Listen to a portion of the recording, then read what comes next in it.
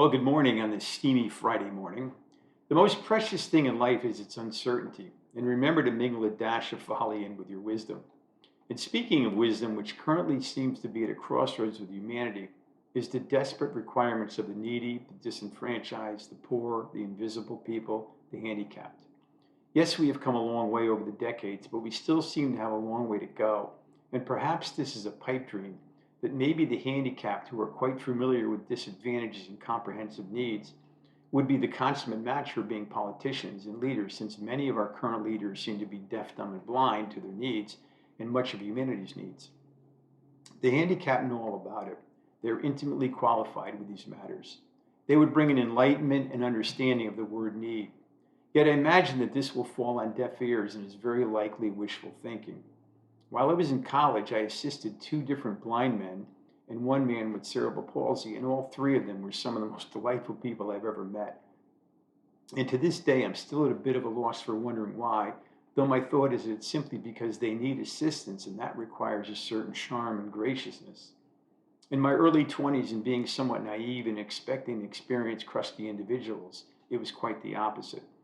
All three of them were comical, warm, engaging, and extremely polite. If only I could have these qualities. And my final take on it, they were quite knowledgeable about humanity, which translated means that they were better equipped to deal with all of the various levels of humanity than we are. Maybe someday we'll come to terms with this and give them their due. My belief is that they could possibly become outstanding leaders who will, of course, require assistance. But from what I experience, they see, hear, and feel what we can't, and they're familiar with pain and need. I was reading through some US statistics on abuse, violence, and murder, a real uplifting topic, and the tale of the tape is depressing. On average, nearly 20 people per minute are physically abused by an intimate partner. In 1 year, this equates to more than 10 million women and men. 1 in 4 women and 1 in 9 men experience severe intimate partner physical violence and or intimate partner stalking with impacts such as an injury, fearfulness, PTSD, use of victim services, etc. 1 in 7 men and 1 in 7 women and 1 in 25 men have been injured by an intimate partner. 1 in 10 women have been raped by an intimate partner. 1 in 4 and 1 in 7 men have been victims of severe physical violence by an intimate partner during their lifetime, to the point where they felt very fearful or believed that they or someone close to them would be harmed or killed. And on a typical day, there are more than 20,000 phone calls placed to domestic violence hotlines nationwide. And you have to wonder why they keep adding the word intimate to these statistics. None of this sounds very intimate to me.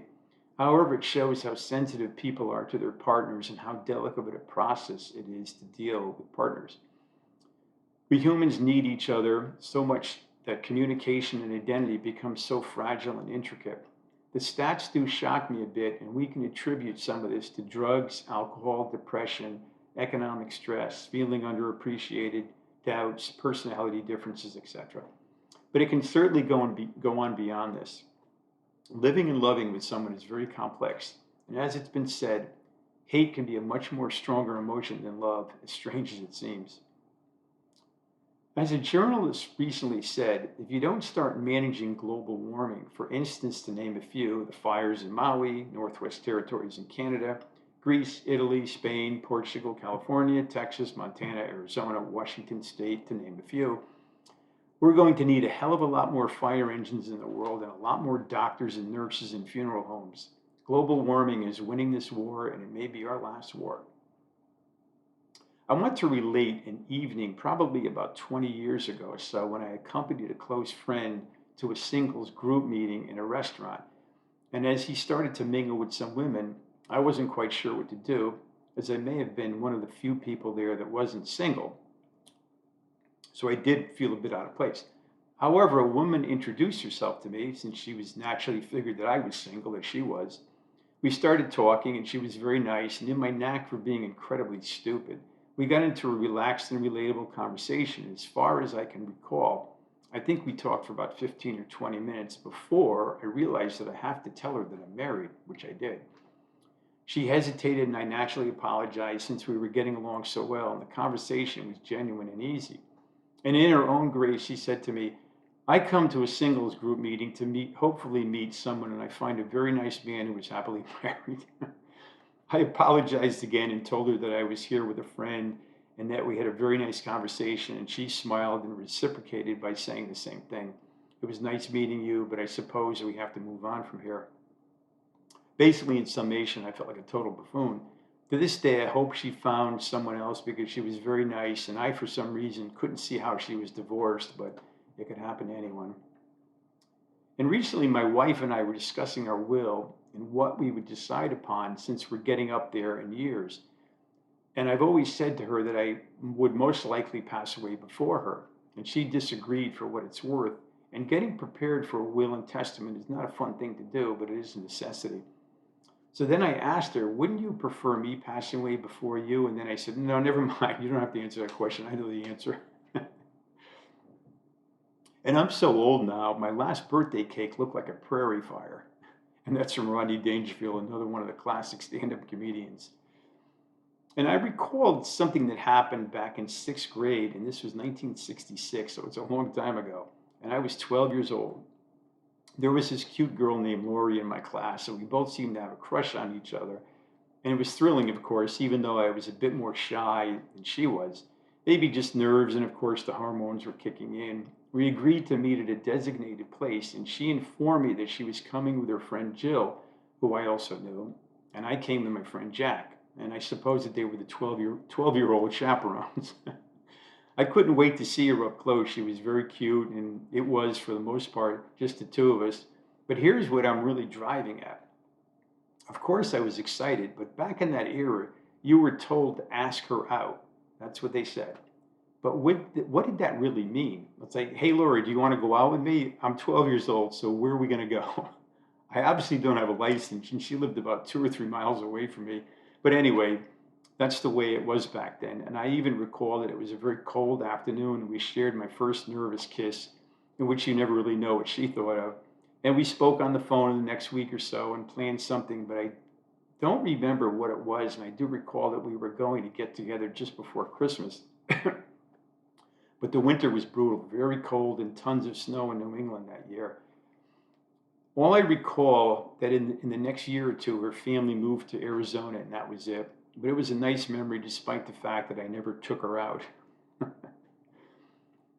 And the inevitable discussion with our sons is starting where we bring up our aging and the changes that will be coming. And we mentioned the facts that our time is limited now and getting shorter, and that the both of us are having some minor issues.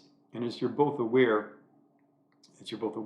that I'm not as sharp as I used to be. And naturally, the comments from my sons came, such as, "Yeah, Dad, you were never that sharp." And I'm like, "Yeah, okay, I know. You don't have to point it out. Thanks, guys. Thanks for that observation."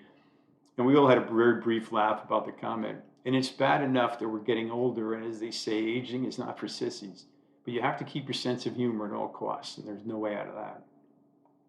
And while I was talking to my son recently, we were discussing my age and health concerns again, such as diet, sleep, exercise, meds, etc. All the fun stuff. So he tells me that drinking alcohol really needs to be curbed a bit since aging can lower the body's tolerance for alcohol, especially after 55, and can contribute to diabetes, high blood pressure, stroke, memory loss, etc. And I'm pushing 70, so I responded by saying, "What did you just say?" And then I told him, "I don't want to hear this. It's very depressing, and I'm going to make a cocktail right now. I can't bear this. Plus, it's all bullshit. I'm fine, and I feel better shortly after I have beer, rum, or gin." Oh, God, thanks. This is the last one. This was a long one. And according to George Orwell, in the essay Such Were the Joys, only child life is real life. All who have passed the age of 30 are joyless grotesques, endlessly fussing about things of no importance and staying alive without, so far as the child can see, having anything to live for. An adult who does not seem dangerous nearly seems ridiculous, and I will end here.